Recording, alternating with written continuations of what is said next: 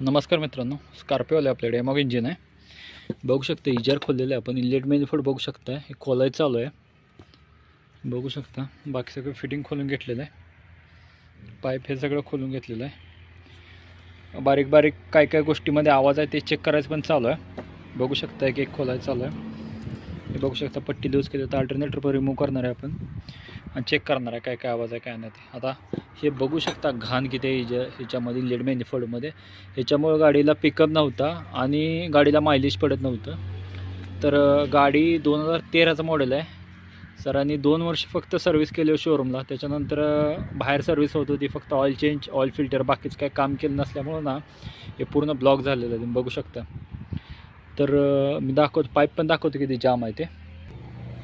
हे तुम्ही बघू शकता. गाडीला श्वास घ्यायला येत नसल्यामुळे गाडीमध्ये पिकअप नव्हता. हे बघू शकता कार्बन पूर्ण. त्याच्यानंतर याच्यामध्ये सुद्धा कार्बन बघू शकता.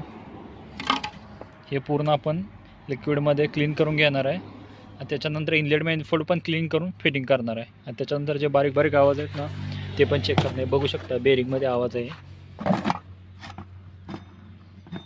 आवाज ऐकू येत असेल तुम्हाला, हा आवाज आहे. तर हे फक्त आयडलर बेरिंग चेंज करतो आहे. कंपनीमध्ये पूर्ण असेंब्ली चेंज करतात. असेंब्ली चेंज करायची गरज नाही. हे बेरिंग सुट्टं भेटतं तर आपण फक्त हे चेंज करतो आहे आणि बारीक किरकोळ काही गोष्टी आहेत ते पण आपण चेक करणार आहे.